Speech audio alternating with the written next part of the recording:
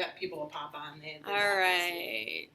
So everybody should mute themselves when the computer should do it anyway, but welcome to today. Today is Darcy Loma. All right, so I am going to intro this for you. So Darcy Loma served as the director of United States Senator Herb Kohl's office for 12 years before launching Darcy Loma Coaching and Consulting, where she and her team have worked with more than 500 organizations in 48 industries to create high-performing people and teams by solving their people problems. While Darcy has a double major in German and mathematics, the only time she uses these skills is when trying to double a recipe for German Black Forest cake. She first discovered her love of coaching while doing her master's thesis at Pepperdine University on the impact of coaching. She is a master's certified coach who designed the rigorous certified professional coach program at the University of Wisconsin-Madison and now serves as the director of training. She was honored to be voted Madison, Wisconsin's favorite coach 4 times. Darcy is in her 23rd season of doing triathlons of every length, including a full Ironman. Her lifetime love of being physically fit for the body created the spark for her model of being thoughtfully fit for the mind. When she isn't training her body or mind, she loves spicy chai lattes, afternoon naps, and yin yoga. But her most important and most challenging role is being mom to 2 energetic and spunky teenage daughters who somehow convinced her to get a 90-pound foster dog to ensure their COVID quarantine didn't get boring. In the past year, they've now had 6 fosters. She's author of the forthcoming book, Thoughtfully Fit, A Training Plan for Life and Business Success, and she's here today to help you be thoughtfully fit. Please join me in welcoming Madison's favorite life coach and professional yoga napper, Darcy Loma. Yay! Good morning. You guys will appreciate this. I recently had somebody say to me, oh my gosh, we are a year into this pandemic. It really feels like a marathon, doesn't it? It's not a sprint. And I said, well, you know, I get the sentiment, but actually, at least in a marathon, you know when it's going to end. You can pace yourself, right? We right now don't know if we're at mile 3 or if we're at mile 20. And that has made it incredibly challenging to be able to know, how do you pace yourself?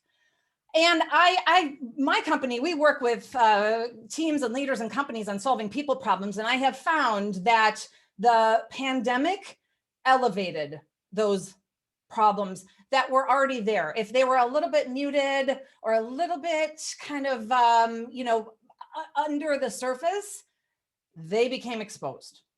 Because all of a sudden, we have to figure out how to live with social distancing and masks. If you're an essential worker, how do you read people's facial expressions when you can't see their face? Or for those of you who are not essential workers and are still remote working, how do you connect with other people? How do you communicate? And it has created more conflict and more problems. And when the pandemic first started, a year ago, literally this week was when it was declared a global pandemic, there was this range of emotions. My clients were expressing anything from disbelief and shock and sadness and frustration. But as the time went on, there started to be an expanded range of emotions. And there was some people who said, gosh, I don't really miss that commute in the Beltline. I'm kind of enjoying not wearing high heels and being able to, wear my yoga pants. I think, what do they call it? Business on the top, party on the bottom. I love the fact that today I'm doing this presentation for Farrell's, my awesome kickboxing gym that I've been a member of forever. And then I got to wear my t-shirt instead of having to put on something that's more buttoned up. So I got party on the bottom and party on the top today. So there's this range of emotions, and I want to find out what your emotions are. And so if you would like to participate, if you want to just watch along, that's fine, but open up a new tab on your browser. So if you're on your phone or if you're on your computer, just go and open a tab as if you were going to Google something. And what you want to do is put menti.com in the tab. And it's kind of fun. So I'm hoping that some of you will actually do it, so that you can engage in the yes, perfect. So now, thank you. Here's what you're going to do is put in the code, and I'm typing it in the chat as well. It's at the top here, 5614-0405. And you can see that in the chat box, or you can also see it on my screen. At the very top, you're going to put in the code 5614-0405.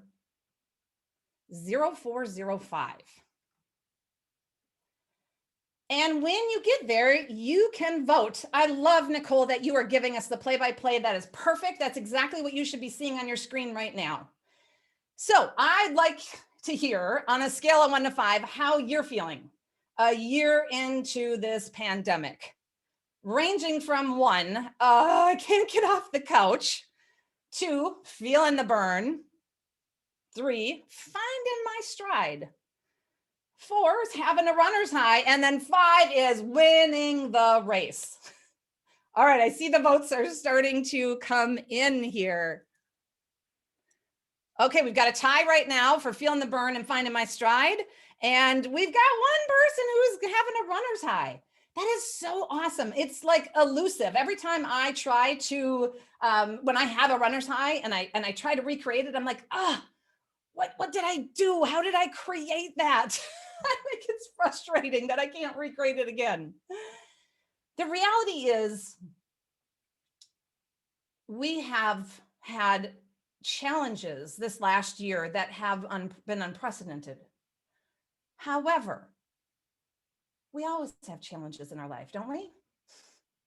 We have cancer diagnoses. We get laid off. We lose our #1 employee to another company, to the competition. We find out another company is opening up right next to ours that's indirect. There's always challenges. There's no parking at your favorite restaurant. Well, that challenge probably hasn't been happening, but the challenges that we experience, big and small, aren't going to go away. And they're in many times unpredictable. That's the nature of what it is to be alive. It's to have challenges. When I have 2 daughters, as you saw in the introduction, and they have participated in a lot of sports since they were little. And I happen to believe, I participated in a lot of sports when I was growing up, and while I wasn't the best or the fastest, it really created community and confidence. And so my daughters have been a member of our neighborhood pool for years. And I will say one of the things that I love about going to the summer swim meets and to the all-city meet, you've got these little tiny, I don't even know what age they started swimming at, age 4 or 5, and they're swimming, and the pool deck outside is electric. Everybody is cheering and so positive, and they're cheering for all the swimmers. They're not just cheering for their own swimmer. And I wish I could bottle that up and like keep them in that positive environment forever. Because if you've ever played high school sports or college sports, or maybe you're a fan and you've watched professional sports, you know what's coming, right? If you've ever watched sports, you know there's trash talk. The other team, the other fans, the other coach is, you got them. They're going down. They're right there. You go to that football game and you hear it. You hear the trash talk. I remember in high school cross-country skiing, Stillwater was our biggest nemesis. And the coach, Bill Simpson, he was always, and it wasn't like to be negative to us. It was to motivate his team. But the thing is, the other team hears the trash talk. For most of us, our reality is we don't need to be on a sports team to hear trash talk. The reality is most of us have it right in our own head. This inner trash talk. You can't do it. You're not good enough. Don't sign up for the 10-week challenge. You got to get in shape before you sign up for that challenge. You're going to embarrass yourself, right? I'm seeing from some of the laughter that you can recognize some of these thoughts.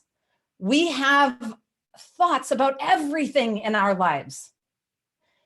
And that's our humanity. Something happens and we have a thought. Our brain is always working. And our thoughts lead to our actions. Our thoughts always lead to our actions. If you are questioning me saying, I don't know, do they really always lead to our actions? Yeah. If you think about and if you don't believe me, start to notice over the weekend and over this next week, start to notice the script that's playing in your head and what that thought is. And if you have a sabotaging thought, more likely than not, it results in a sabotaging behavior. You think, oh, I can't believe he said that. Your reaction and action is going to be different than, oh, he must be having a hard day. And so what I'd like to do is share with you the research that I have been doing for years, for thousands of hours of clients. And I have found that every client has one of 6 obstacles that get in their way of being high performing. And I want to share with you one of those obstacles. I took literally thousands of hours of coaching and put up all these flip charts all over and Post-its and because I started to notice these themes that my clients come into coaching and they have the same problems, different details, but the result is the same. There's an obstacle or a hurdle. So one of the top hurdles is I don't always handle myself the way I'd like. Let me give you an example and see if you can relate, if this is a hurdle that you struggle with. Maybe you drive home from work. You had a stressful day. You are edgy. You're on the drive home. You're rushing because you left late because your meeting ran over. And you know that you got to get home and have dinner quickly before you take the kids to their practice. And then you got to get to your volunteer board meeting. And then there's a accident on the Beltline. And you get home, you pull in the garage, open up the door to the house, and you trip over the shoes as you're walking in. You see that the stove is not on, dinner's not being made. You see your spouse reading the paper, and you start to spew all of this negativity. You guys, we have to leave. Why aren't you ready? Why don't you have your cleats in the bag? And what happens is our thoughts create that reality. Our thoughts create our actions. So you're thinking, oh, I'm having a bad day. You're thinking, if the house is a mess when I get home, I'm going to blow. Oh, why am I the one who has to do everything around here? These thoughts are normal. If you're having these thoughts, you're not alone. But what we're going to explore today is how you can have your thoughts serve you instead of sabotage you? Now, this isn't like all Pollyanna, don't, just think positive and don't have negative thoughts. We have negative thoughts because life is hard, because we have obstacles and we have challenges, and because people are like annoying. And we have different styles, different communication styles that creates conflict. And so it's normal that you have thoughts that are sabotaging because life is hard. People are challenging.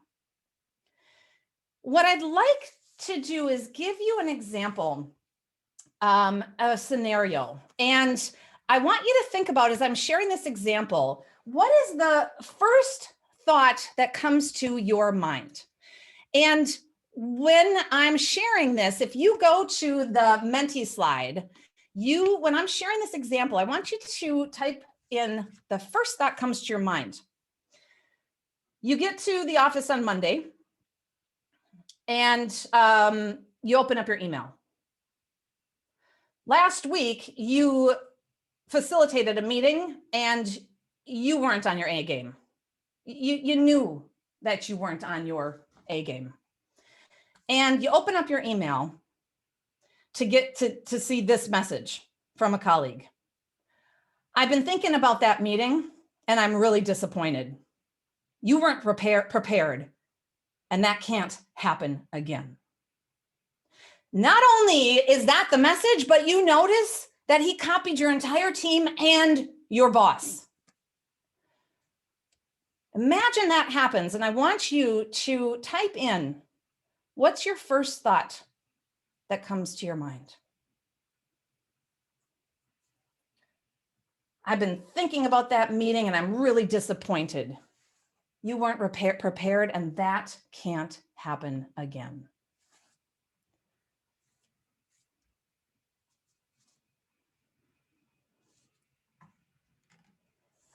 Okay, I'm seeing some responses come in. Stop, pause, breathe, pause some more. Okay, Tina, that has to be you. I've got another thought. What a jerk, right? Yeah. Okay, now we've got another thought here. I knew I screwed up. There's no way to fix this. So you can see that there's a whole range of first thoughts. Who are you to tell me that? You're not perfect either. Our thoughts come from our beliefs, our value system. They come maybe based on how hungry, angry, lonely, tired we are. They come from our family of origin, how we were trained. There are all sorts of things that contribute to your thoughts. If you now look at, and I've got a comment coming in. Tina can't take credit for that wise comment about pausing and breathing. Mine was, what a jerk. I love it, Tina. Thank you. You're human. To me, you're just always perfect and positive. So the reality is, when you have that first thought, it either is serving you or sabotaging you. And that thought leads to your actions. So if we take a look at these, let's just walk through it. All right, so first thought, pause, breathe, pause some more. If that's your thought, like, oh, just pause, breathe, pause some more. Chances are your action is going to be to reflect and to think about how you want to show up and to create some space. So in this case, your action might be a non-action. What a jerk. If that's your thought and you're on autopilot, that quickly can lead to, and that combined with the who are you to tell me that you're not perfect either, can lead to an action that might be you pounding out this angry response and hitting send in 30 seconds. Only, maybe the next day to wake up with regret and maybe bigger people problems. If your thought was, I knew I screwed up, there's no way to fix this, then that thought might lead to an action of, I knew I was in over my head, there's no way to fix this, and you start drafting your resignation letter.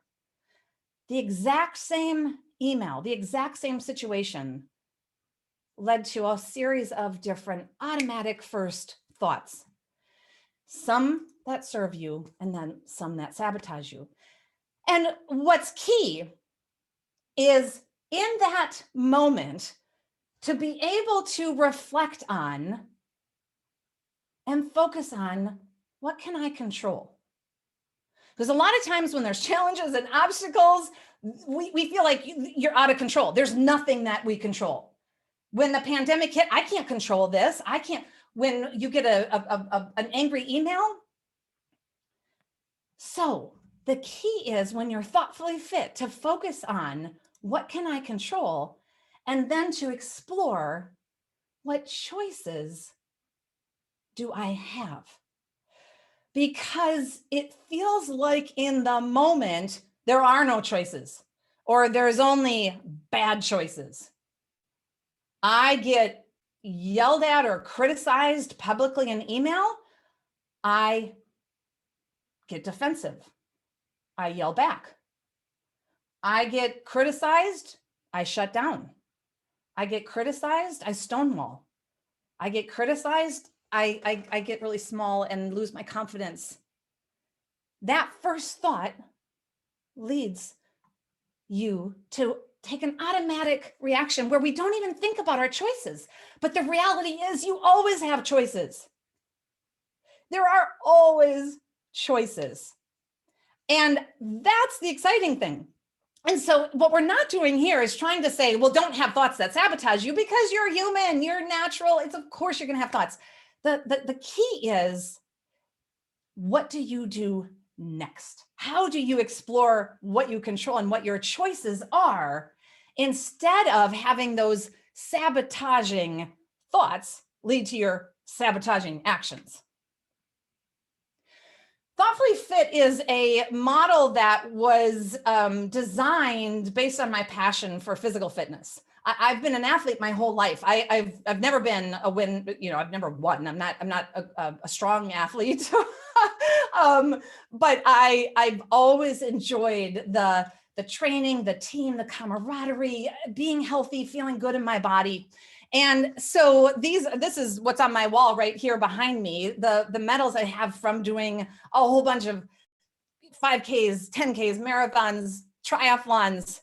And what I have learned is, when I train for an event, it's easier. It's not that the event is any easier, but because I've trained and practiced, it feels easier. So if I try to go and run a marathon without training, it's going to be pretty miserable.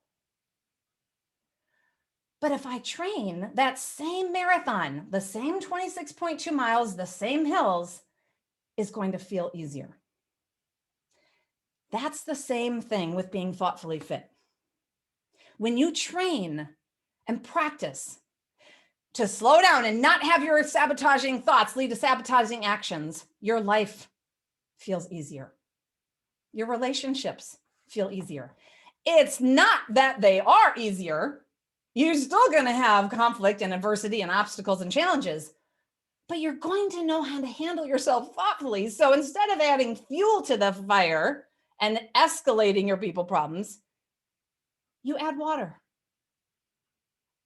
and they de-escalate.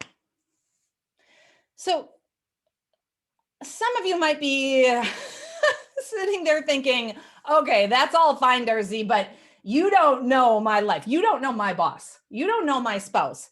I don't think that this will work in every situation. And you're right, I don't know your situation, but I do know from working with thousands of clients on this model that if you practice and train, it can work in any situation. As a matter of fact, I know a thing or two about overcoming challenges and crisis. It was,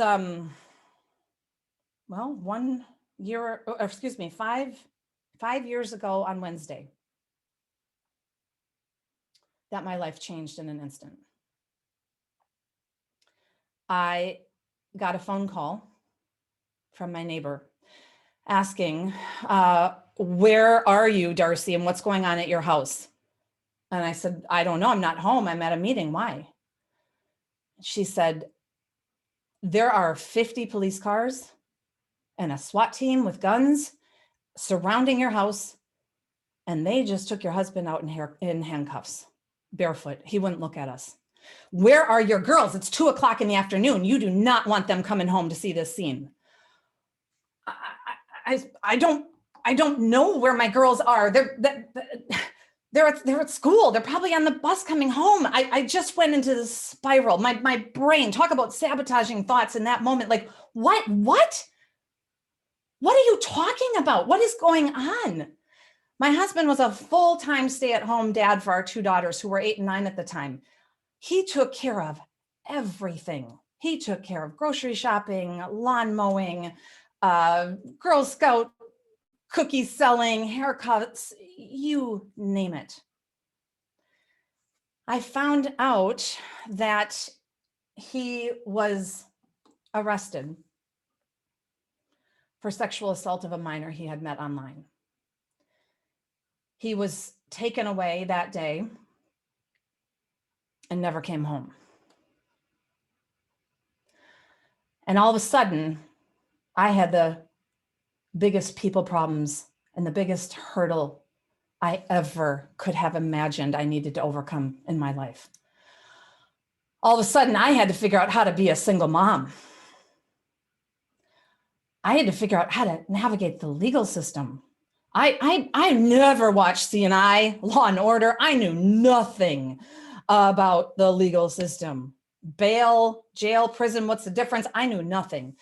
I had to figure out how to get divorced. My husband was arrested the day before our 10-year wedding anniversary. 3 days before we were leaving for our RV spring break trip to take the girls and go throughout the entire, we had this whole plan of going to explore and visit all of the national parks.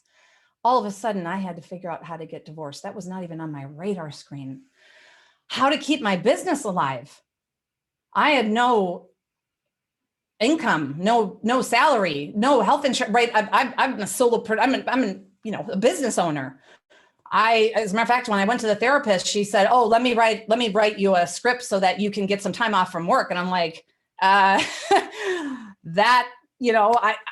don't need a script. I can take time off, but if I take time off, I don't get paid. And all of a sudden I had more legal bills than I ever could have, tens of thousands of dollars and growing by the week.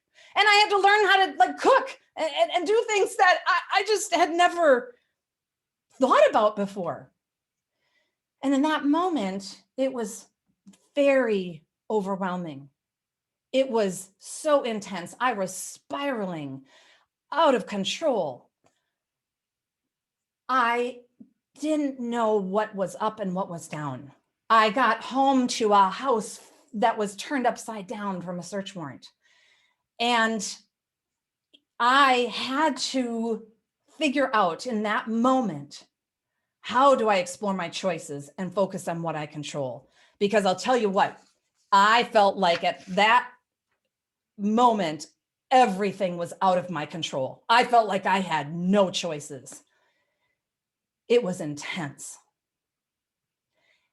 The Thoughtfully Fit model that I had spent years researching officially came alive and we finalized it 5 days before my husband's arrest. And my attorney, I ended up having to hire my own attorney because the charges were so severe and I didn't know if they thought I was part of it or not. And so my attorney said, "Darcy, don't talk to anybody about anything." And I felt like my lifeline to my support system was cut off. I couldn't talk to my friends, my family, my parents, nobody in the most extreme time situation of my life. And so I became ground zero to test drive Thoughtfully Fit in my life. I had to figure out how to get myself through this crisis. And I had to rely on my core. Now, you guys know, because you commit and you go to workouts 6 days a week, training and practicing for your core. You know how important the core is. I was at a gym, I don't know, it was before I was a member of Farrell's, and I was on the treadmill, and somebody walked in and I overheard her talking to the trainer, and she said, okay, I'm so glad to start training with you because I've had such bad back pain, and I'm walking and I'm stretching and I just can't figure out my back pain is so bad. And he's like, you need to build your core. You need to strengthen your core. The core is the central, most important thing. And we all know, those of you who are here because you work out, you're athletes, you know that when you have a strong core, every movement is easier and you're less likely to get injured. In the same way, Thoughtfully Fit has a core. And the core is what helps you in any situation. And the core is at the center of the model because no matter which of those 6 hurdles or obstacles you're dealing with, I gave you the example of one. I don't always handle myself the way I'd like. That relates to the Thoughtfully Fit practice of strength, which is consciously choosing how I show up in a situation. There's 5 other hurdles that get in the way of being high performing. Regardless of what hurdle gets in the way, I want to take a moment this morning and help you learn how to engage your core. And I want to give you 3 steps. And so here's what I'd like to do. If you go back to your Menti poll, for those of you who still have it open, I'm going to ask you, which of these 3 do you do most naturally? Which is your default? So I'm going to be your coach, okay, this morning. And when I'm coaching clients, the most important first step is to create new awareness.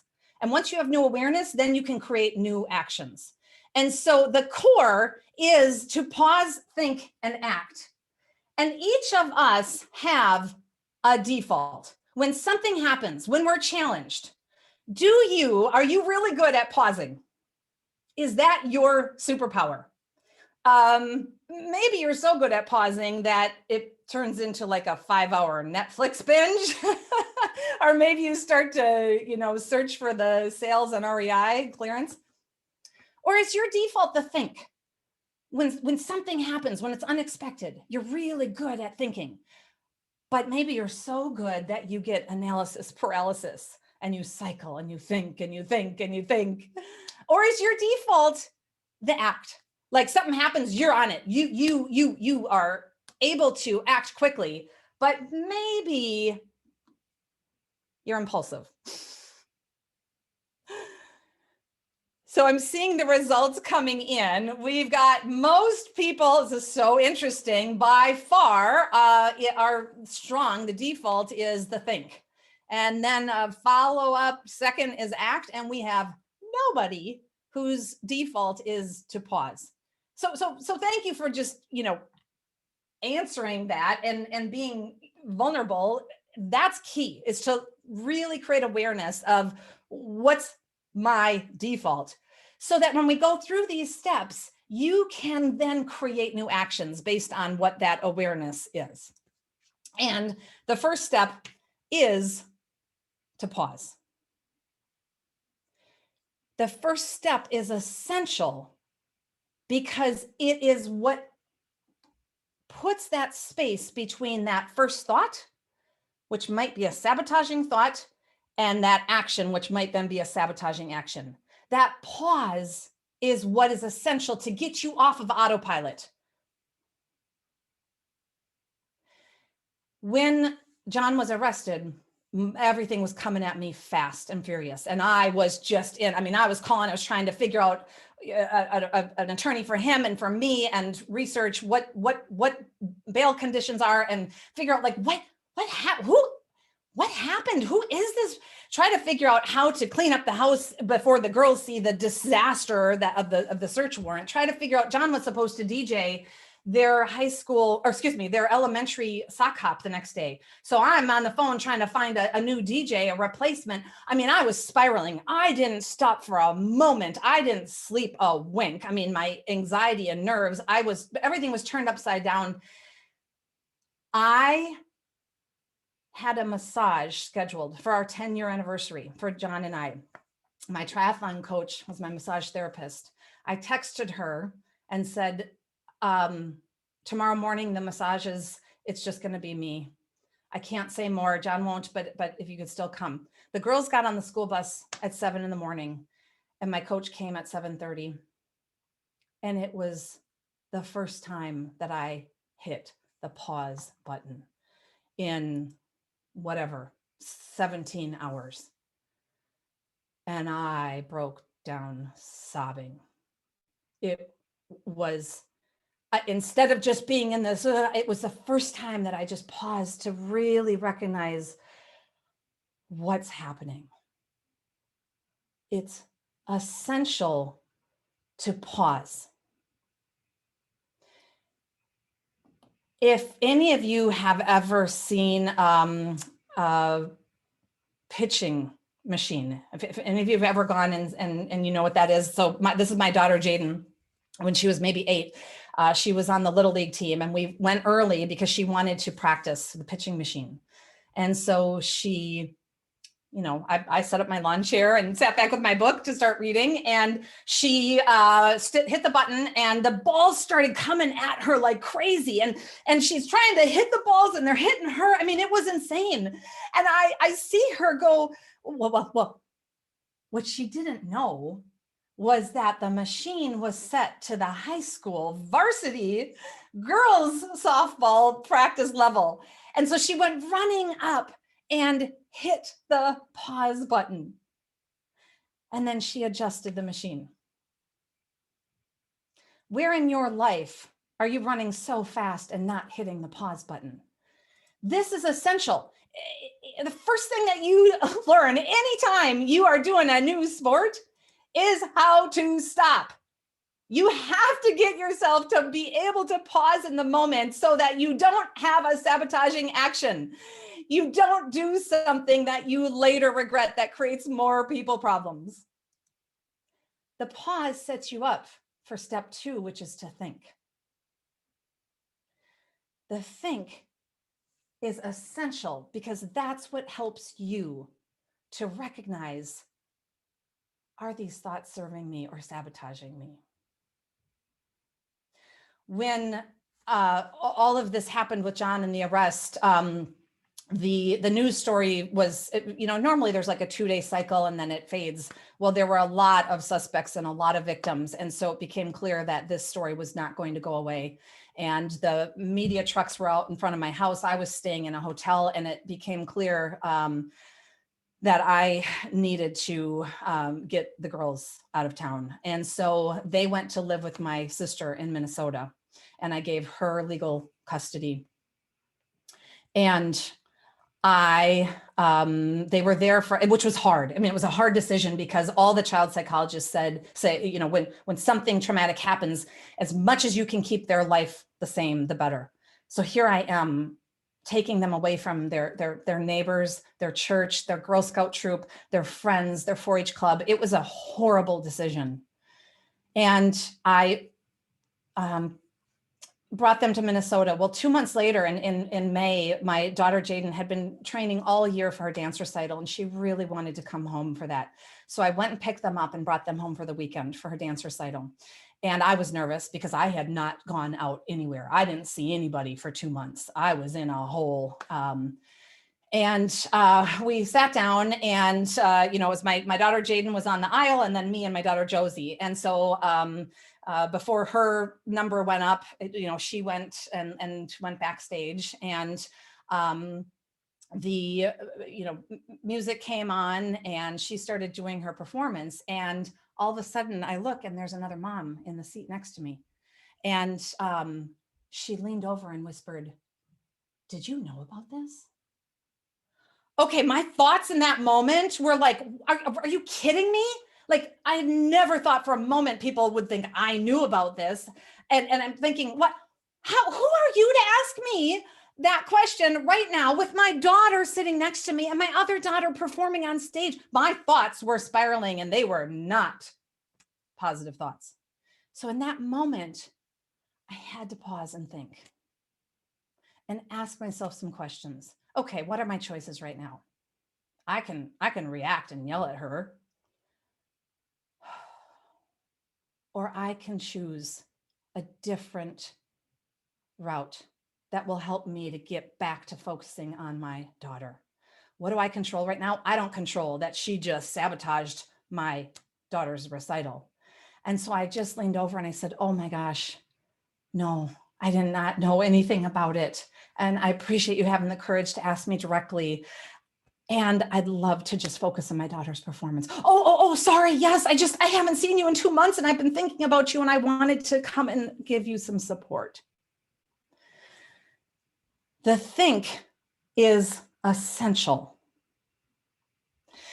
And so grounding it, because I love physically fit, you train, you practice, right? And so my daughter, Josie, was in hockey for a couple of years. She was in Pee-wees and Bantams.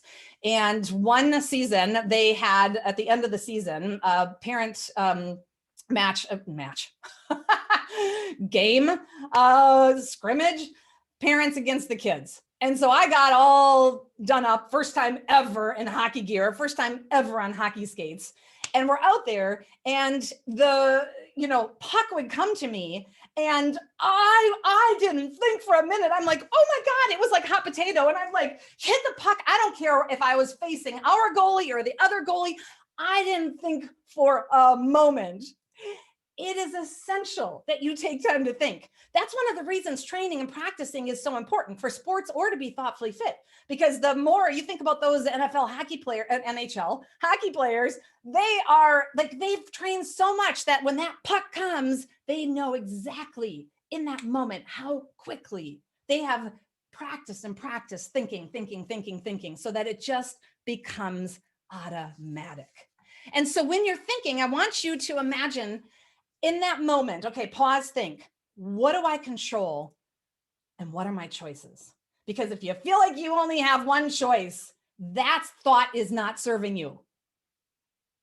And that then sets you up for step 3, which is to act. You have to act. You can't just get stuck pausing and thinking and pausing and thinking. That's the one place I will say I have a regret. With John's arrest, I hired an attorney like that quickly. I'm going about my life, my day, I'm planning my anniversary, I'm planning my spring break trip, to all of a sudden I'm looking online searching for, I didn't even know what kind of attorney to search for, like defense, criminal, I don't even know. And so I quickly hired an attorney and it turned out to not be a good hire. He was, he charged by the minute, really expensive. And every time we had a meeting, either with me or with the detectives, the police, he spent 15 minutes telling stories and on my dime. And then he was telling inappropriate stories about other clients. So I'm thinking, is he telling stories about me to other clients? I mean, it was really bad. My first bill was $25,000 from him. And I'm thinking, okay, I gotta fire him. I gotta find another attorney. But I kept cycling, you guys. I kept cycling in the think, and I didn't have the courage to pull the trigger. I didn't act. It's the one big regret I have. You have to act. Maybe there's a tough conversation that you're avoiding and you've paused and you've thought about it. It's essential. When my one daughter, Josie, played just for one season basketball, and she would get the basketball and she would dribble it and then she'd pivot and she would think, okay, should I shoot or should I pass?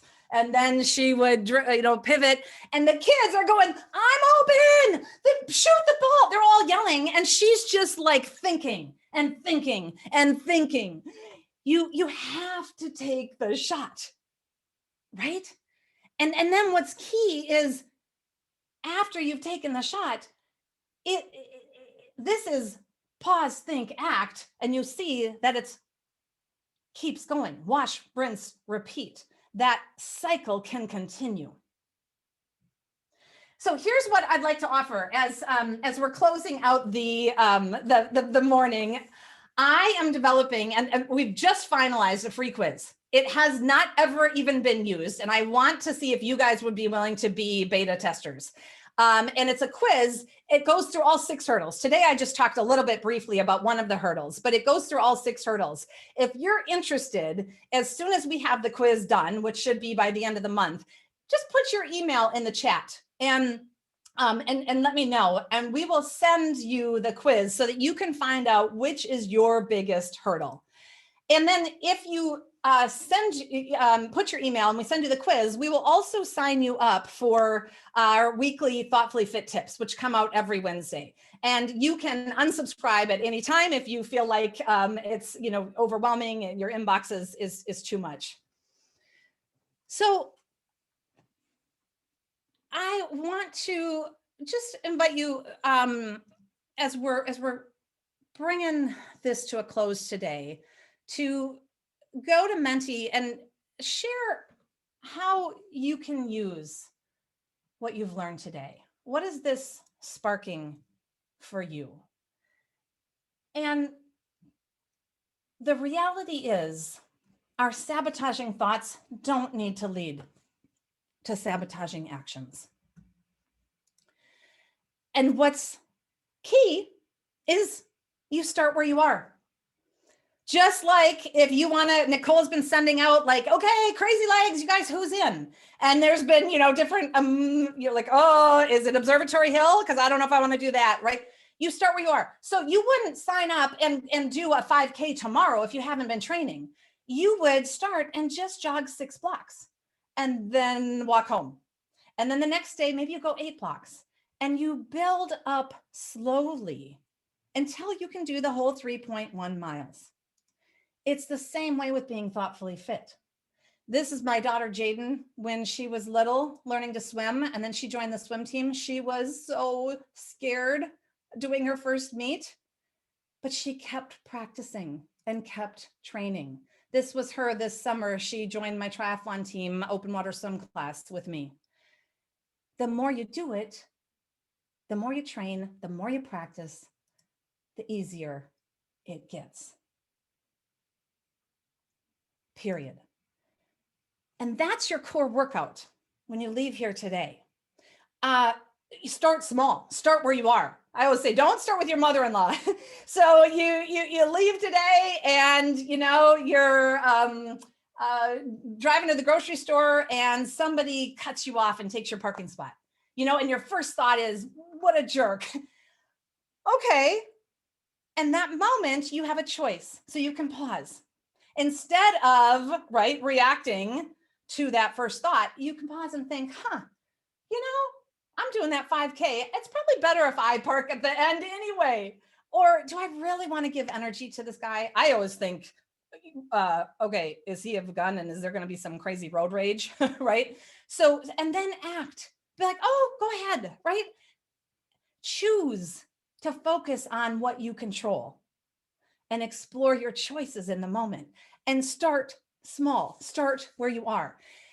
The more you start small, the easier it'll be. When my life fell apart, I had been training and practicing for years on how to be thoughtfully fit. That's what helped me. Eventually, that becomes your new autopilot. Eventually, it is so ingrained. I'm showing pictures of my daughter, Jaden, swimming. For those of you who have followed Michael Phelps, he's the most decorated Olympian of all times. I think he has 28 medals. In one of his Olympic races, he dove in off the blocks and his goggles came off. He had trained and practiced so much. He knew exactly how many strokes to the end, to the flip turn, and he still won the race. That's what's key. When you train and practice, you can have your people problems feel easier. And it all starts with the core. I'm just going to share a couple of the responses, how you can use what you've learned today. It's okay to act. Yeah, for sure. Not only is it okay to act, you have to do all three, right? Wash, rinse, repeat. I see so many uses for this in my life, both for my personal and my work life. It is a model that can work with family and with friends, at work and at home. And so I just want to say thank you, and a big old virtual high five. I want to say thanks to Jess and Nicole for creating such an amazing community for us at Farrell's. It is just an awesome place to come to train and practice and have support. I absolutely love it. I love the wellness series, and I thank you so much, Nicole, for the invitation to share with everybody today a little bit about being thoughtfully fit. You guys, stop it. I know, now I'm gonna start crying again. I know, like, oh my word, I'm going to cry again. Well, thank you, Darcy, so much. Anybody have any questions or anything for Darcy or anything before she goes? I know you all do it because she's fabulous. No one? All right. Well, I just appreciate you, Darcy, so much. You've been just such an important part of this gym and in my life, I know, as well as Jess's, but we just thank you so much. And thank you for helping me put together this wellness series, because you were a big help in this. So, and so many people that you have recommended, like Tina and Lisa, and it's been amazing. So I just appreciate you. Thank you so much. Thanks for the heart, Lisa. I know. I'm like, oh, there's hearts. Well, thank you guys so much. If nobody has anything else, then we will stop here. And Darcy, I appreciate you. And awesome. Take care. Have a good weekend. Thank you, everybody. Have a great weekend. We'll see you Monday at the gym. Yes, sounds good. Bye, guys. Yeah, bye-bye.